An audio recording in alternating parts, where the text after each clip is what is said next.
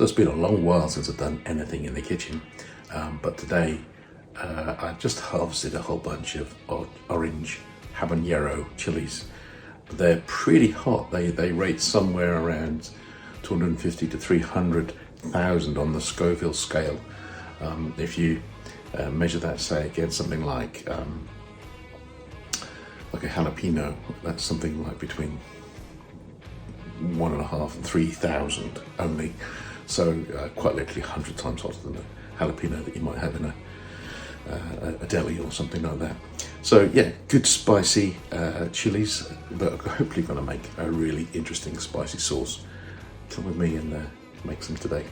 So we are cutting the top off just to get the green end of the chili, although it's the pith that is the spiciest, the hottest part of the chili. So that remains in the chili itself. I'm cutting them up so they break down nicely in the cooking process, and then putting them into a pot that's next to me here. So I'll just go through the whole of this bunch of chilies, cutting them in half and creating hopefully something really pleasant there. So there's a pan full of chili waiting for the other ingredients.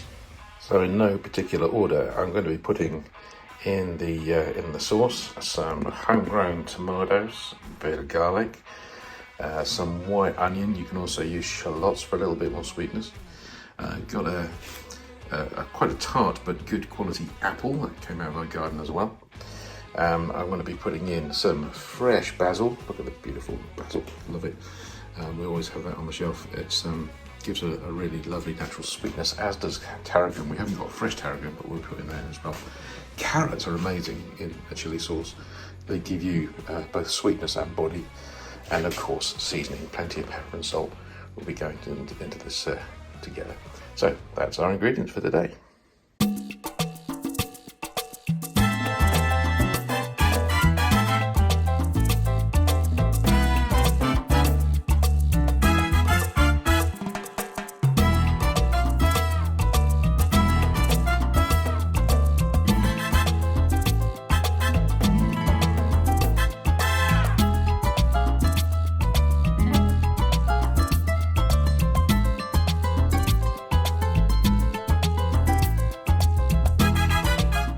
Also putting in about half a cup of cider vinegar, somewhere around there,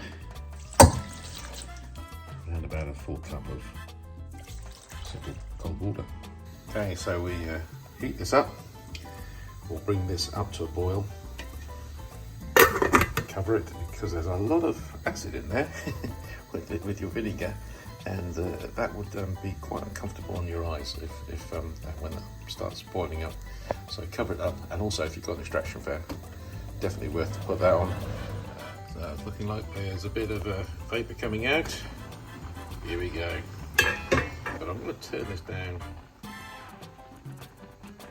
to a gentle simmer, and we'll give it a stir.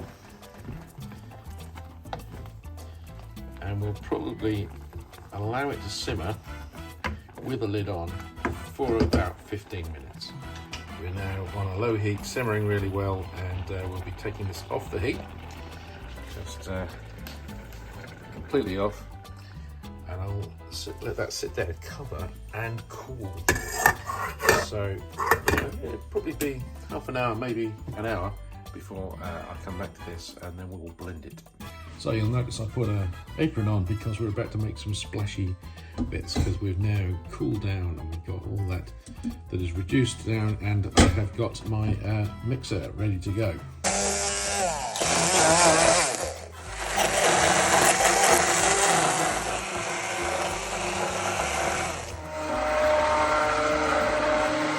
it's around this point, after you've blended the whole thing together, and we've added in a little bit of extra water to help with the thickness. Tom's making some noises out the back. Is that you need to test it and see what it tastes like. Let's give a quick taste and see what it's like. Well, it's really fruity. I can taste the natural sweetness of the apple. And now I'm getting the kick of habanero. It's a Corolla. It's got quite a good depth to it. You can just catch the tomato bit as well. And wow, that's got some real depth. It's got spice, it's got punch, and it's hitting quite hard. That's as good as anything that I've bought off the shelf in terms of hot sauce. Let's bottle it up right now. We made it. Full to the top. There you have it. Steve's Habanero super hot sauce. It's spicy, it's fruity, it's punchy in all sorts of ways. I've still got the tang in my mouth from 5 minutes ago when I gave it a taste, and I hope you really enjoy making it too. Have some fun. Bye for now.